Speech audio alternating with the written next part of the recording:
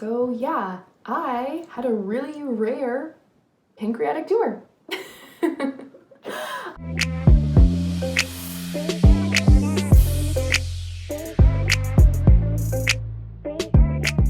Hi guys, welcome back to my channel. It's been a little bit since I've filmed a video, but as you saw in the title, it's because I kind of had a medical problem going on. So I got a tumor taken out. So I had a lot of people asking on my Instagram and my Facebook about like what happened to me, because all of a sudden I was going through my normal day and then I was in the ER and I had a hospital bracelet on and I was at Yale and all of a sudden I was having surgery, and it kind of happened very fast. So let me get into the story first of what happened, and then I'll kind of get into like the specifics of what I had. So on Tuesday, I think February 5th, I had a normal day. I had a day with my niece. I was shopping. I had posted like this Instagram picture, like everything was completely normal. And then right around 7 o'clock at night, I had just finished dinner and I started feeling like really bad gas pain, but it wasn't my normal usual like lower gas pain, it was upper gas pain. And that was very unusual for me. And so I took a Tums and I kind of waited and that didn't work. And then I took a Pepto-Bismol, that didn't work. I took a Gas-X, that didn't work. I took a hot bath, that didn't work. And as I was trying all these things, my pain kept getting like worse and worse and worse, to the point where I was like writhing around, like in bed. I was like writhing and I was like, I can't do this. Like I have to go to the emergency room. So my mom drove me to the emergency room here in Connecticut. I'm obviously here in Connecticut with my parents. So my mom drove me to the emergency room and they didn't really know what was going on. I couldn't lay down, I couldn't sit up, like everything hurt. And so they started giving me morphine. The morphine didn't work. I don't know how, it like didn't kill my pain, and I was exhausted. And so then by that time, we had been waiting so long that it was after 11 o'clock. That small little emergency room that I went to, after 11, they can't do CAT scans or like CT scans. So I got transferred to the main hospital that it's attached to, which is like 10 minutes down the road. So we drove to the hospital and I got a CT scan. Waiting. At this point, it's probably like midnight, 1 in the morning. And they come back with the CT scan and they're like, okay, well, everything looks good, but did you know you had a tumor? Or they said, did you know you have a cyst on your pancreas? And I was like, no, that I definitely didn't know that. And they're like, yeah, you have a cyst on your pancreas. It might be like a flare-up from like pancreatitis. We don't really know, but we're gonna send you by ambulance to Yale, which, if you don't know, in Connecticut, a very large hospital here is the Yale New Haven Hospital. It's connected to Yale University, one of like the big Ivy Leagues. And so they're like, okay, well, we're gonna send you by ambulance to Yale. And then you're gonna get this procedure where it's kind of like an upper endoscopy, where they put you out, they put a tube down your throat, and they kind of just like look around. But with this one, they put an ultrasound scope on it. So they go down through your throat, they ultrasound through your stomach to look at your pancreas. And so it was all kind of happening very fast. So around like 3, 4 in the morning, I went by ambulance with my mom, which, like, shout out to my mom. She was with me the entire time. She was awake the entire time. She was like updating my husband. She was updating my dad, updating everybody. She was just a saint. So we went by ambulance to Yale. She brought her car, I think. Yeah, she had her car, and then my dad drove up, or maybe my dad met her. I don't really know. I was, again, on morphine, and then I had like an IV drip, and it was this whole drama. And so I was in the back of the ambulance. So they go by ambulance an hour away to Yale, and I get admitted, and I wake up, and it's like 6 in the morning maybe, and I'm in a hospital bed, and I am in the women's oncology floor, which kind of freaked me out at first. I was just like, wait, is someone not telling me something? Do I have cancer? And we found out it was just because that's a really nice floor. Like it has really good nurses, it's really quiet, and they had a room there. And so the charge nurse, which is like the head nurse, the charge nurse from L&M, which is the hospital I was at, called Yale and was like, take care of this girl, she needs it. And so I got a good room. Anyway, so then the whole next day was kind of a blur. There was doctors in and out. They were kind of just like pushing and prodding, and my pain was actually like getting less and less and less. And so that was kind of concerning, where I was like, I don't really have that much pain anymore. So what's going on? And they decided to schedule the ultrasound for the next day on Thursday to see what's going on. I had a lot of GI doctors in, which is like gastrointestinal. I had a lot of GI doctors coming in. They were all being very nice, but they didn't really know what was going on. They didn't know if it was gallbladder, like something going on with my gallbladder, gallstones, if I was having kidney stones, but they weren't really concerned about that. They were worried about if I had pancreatitis. But the weird thing was that all of my blood work was coming back completely normal. Like completely normal. All of my levels, like there's some kind of level, which I'll probably like put it like right here. There's some kind of level that if you have pancreatitis, it's raised, like it's inflamed, and that was completely normal. So then on Thursday morning, Jake actually got emergency leave from his boat and he flew up to Connecticut and he surprised me on Thursday morning. So he was there with me. And then Thursday afternoon, I had the upper GI ultrasound done. That was really quick. And I think I got out after like an hour maybe. It was really, really quick. And they said that I have a tumor in the end of my pancreas, which I'll put up a little graphic of where your pancreas is in your body and where it was. It was in the tail of my pancreas, and they said it was the size of a tennis ball, which is roughly like this big. So they said it was roughly the size of a tennis ball. And they knew they had to get it out, but they didn't really know like what was gonna go on. So then the rest of Thursday, nothing really happened. I was kind of like off and on morphine the entire time. I was going back and forth between, I think, tramadol and morphine, and so I was basically just like in pain in like a pain management area or whatever. A pain management state of mind. So then on Friday, so I had been in the hospital now Wednesday morning to Friday. We're kind of like antsy, and we hear that this surgeon is going to come talk to us, whose name is Dr. Salem.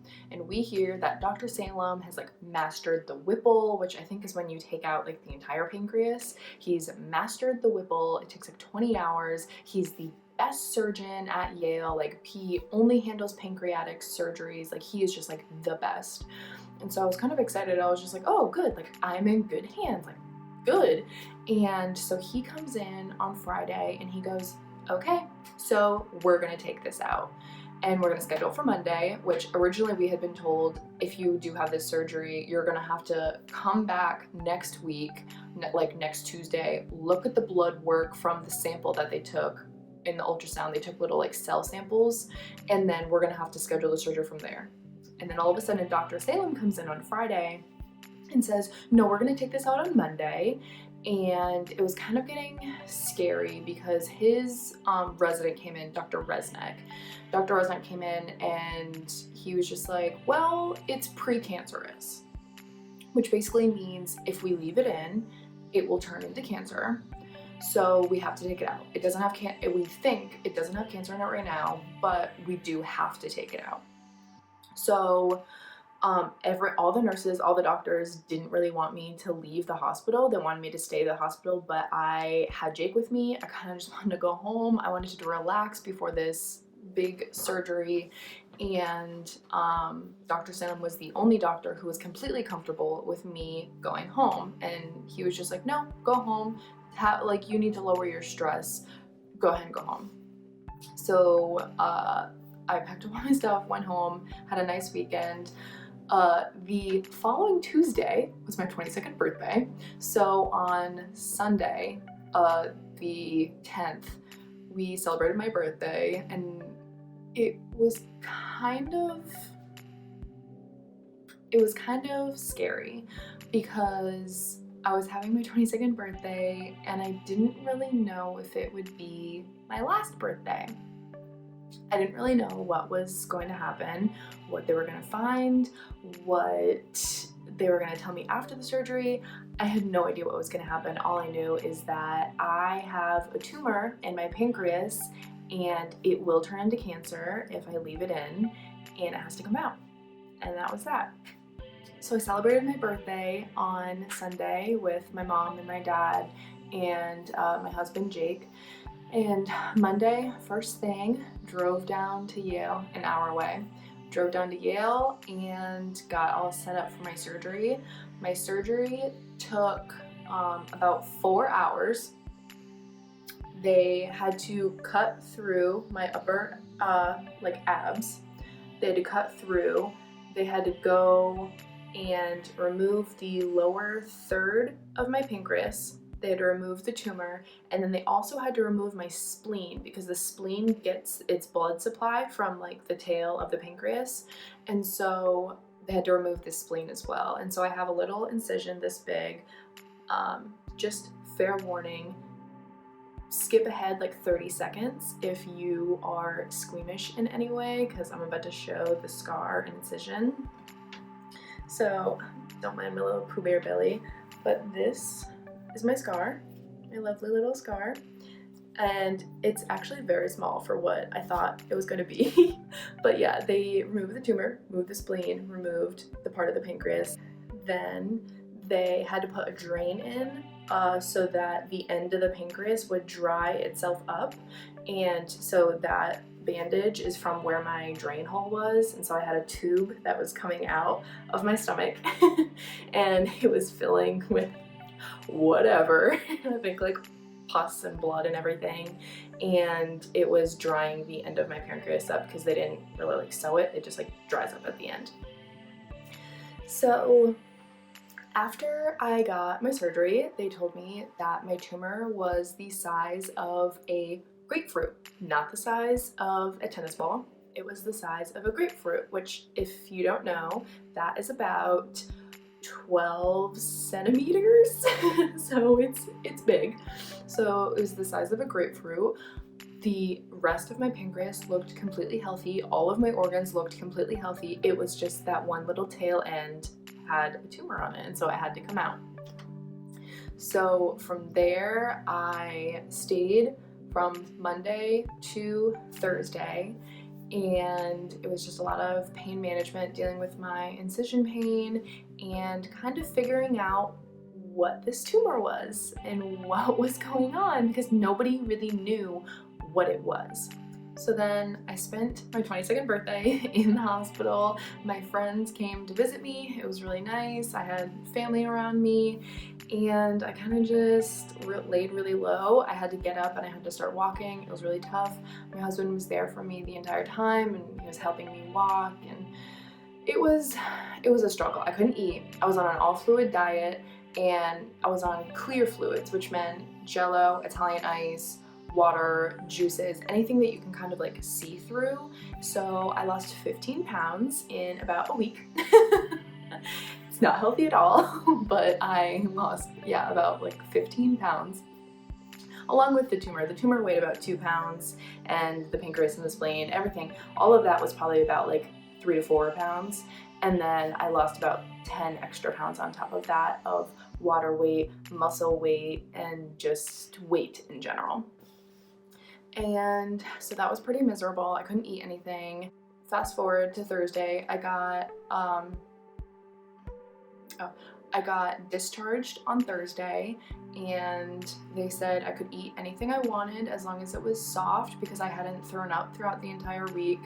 I could eat anything soft, so it would be soft in my belly. I couldn't eat like broccoli, cauliflower, like greens, like I can't eat anything rough. So I was basically limited to like soups or just really soft things. Like imagine if you like didn't have any teeth, but you still had to eat, like that kind of thing, I guess.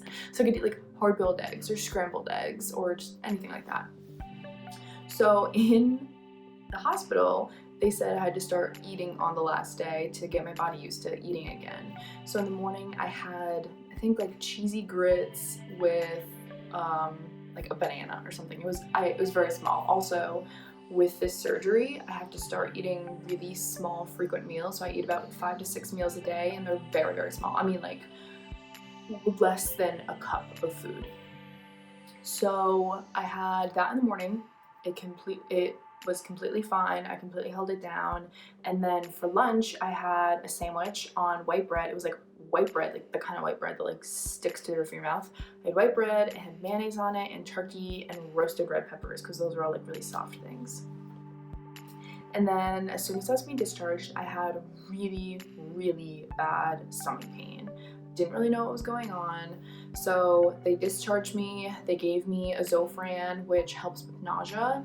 And so they kind of sent me on my way. I came home, slept, woke up, and then started the recovery journey. So my recovery was really, really hard. I couldn't sit up on my own because of my scar on my upper abs. Your upper abs basically do everything for you. I couldn't sit up on my own, so I was kind of like turtling, and I was like trying to like lift myself up all the time. I could barely walk, couldn't go up and down the stairs for the first few days. I started throwing up basically all kinds of solid foods. My body couldn't digest any solid food. That's what that night after I had the sandwich, I threw everything up. Every time I stood up, I was really, really lightheaded because I didn't have any nutrition in me, and I was basically eating about 400 to 500 calories a day. So I had to start drinking Ensure, like the thing that you give small children to get them to like bulk up and like gain weight. I had to start drinking Ensure, which, by the way, after eating like broth for days and days and days, drinking an Ensure literally feels like you're drinking a milkshake. So I had the Ensure, and that was basically all I could keep down.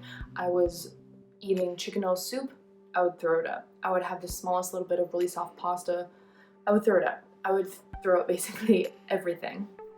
So that was basically the entire first week. It was really rough. It was waking up in the middle of the night with horrible acid reflux. My mom would sleep in my bed with me and just kind of like rub my back. And honestly, the only thing that made me feel better finally was a heating pad. And I had posted on my Instagram stories that a heating pad literally changed the pain management game for me, but it is so strange. The second I put the heating pad on my back, it was like all of my pain went away, and I completely stopped focusing on my pain. It was like all of my nerves were like, oh, we're gonna focus on the fact that your back is hot. And that was it. The heat like relaxed my back muscles because I was having a lot of back pain from not having any core like muscles basically anymore. My back was taking on all of the stress, so I was having a lot of back pain. The heat completely relaxed my back. It radiated through and relaxed my abdominal muscles, so it relaxed where my incision was. It relaxed everything. It was so nice.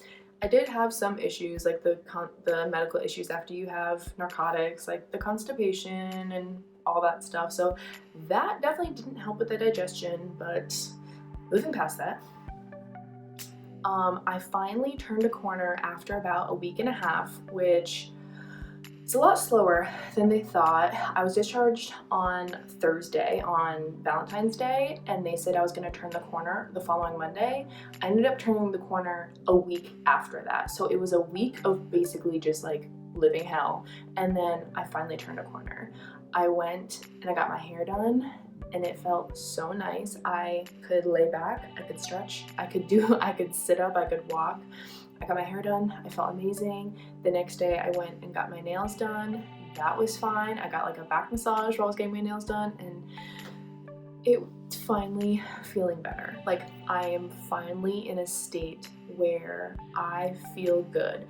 The week I was recovering, I would cry just about every single day because I felt like it was never going to end. I felt like I was in Groundhog Day. I would wake up around 9 o'clock. I would go downstairs, if I could go downstairs. I would drink an Ensure. I would get tired around noon, so I'd come back upstairs, or I would just stay upstairs. I would go back to sleep. wake up around 3 or 4, have a really late dinner, and then I was out to sleep by 8 o'clock again. So, and in between those times, I was pretty much crying all the time about how I felt like the pain was never gonna end. I felt like my life was over. I felt like I should be like healing quicker. I felt like so frustrated that I couldn't eat solid foods. I was so frustrated. And I was kind of getting into this surgical depression, which this happens a lot. Whenever you have a surgery and then you have a lot of downtime, there's this, it's almost like postpartum depression, but it's like post-surgical depression, because you feel like your life is over. You feel like you're never going to get better. You feel like it's never going to end. And it's this like impending just doom over you all the time. And it was really hard to get out of that. I constantly felt like this was never gonna end. I was constantly gonna have stomach issues. I was constantly gonna be battling with digestive issues, but it was over in a week. But it was, I swear to God, the longest week of my entire life. Not kidding, longest week of my life. So after that week, and then there was another week of just feeling normal, I finally had my follow-up appointment with Dr. Salem, and I got to ask him a whole bunch of questions because I kind of had no idea still what was going on with my pancreas, what was going on with the tumor. So this is where we're gonna get a little scientific.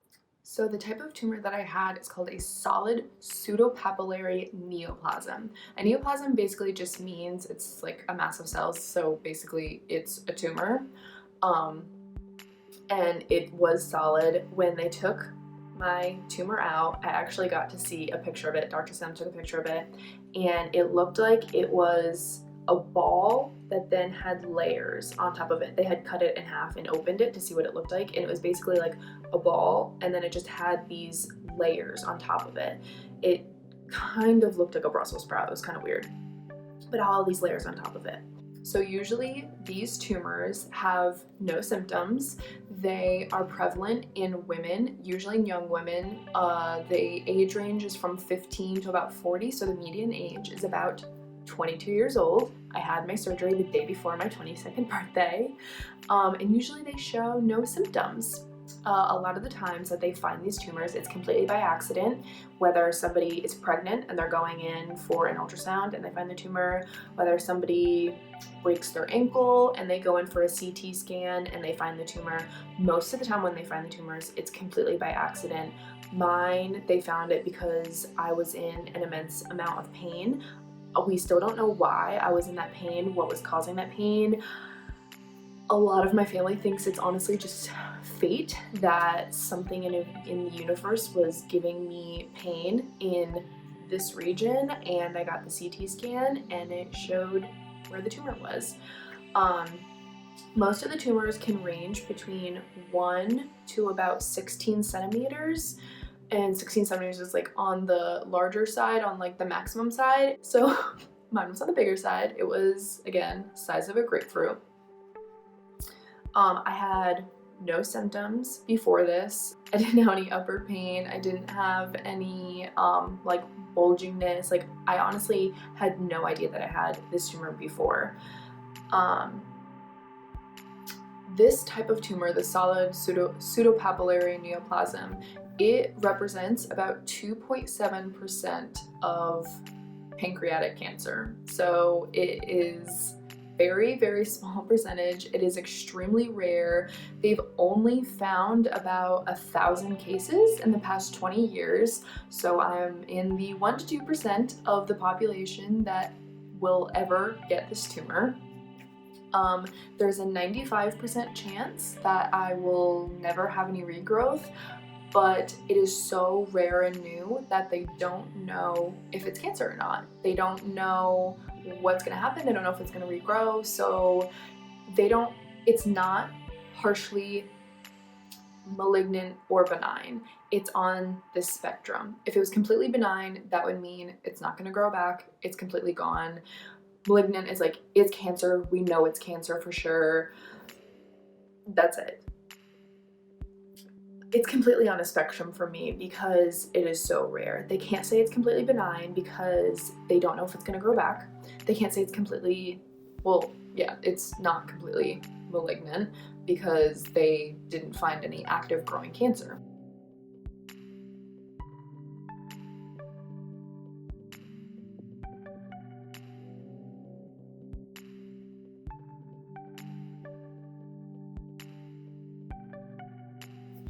So over the next 5 years, I'm going to have a CT or an MRI scan, probably an MRI scan just because it doesn't give off any radiation. I will have an MRI once a year for 5 years.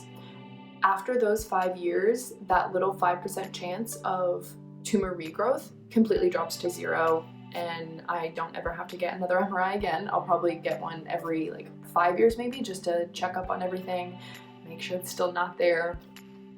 But if there's nothing happening and there's no regrowth after those 5 years, I am completely clear, completely benign, no cancer. But at the moment, I don't really know.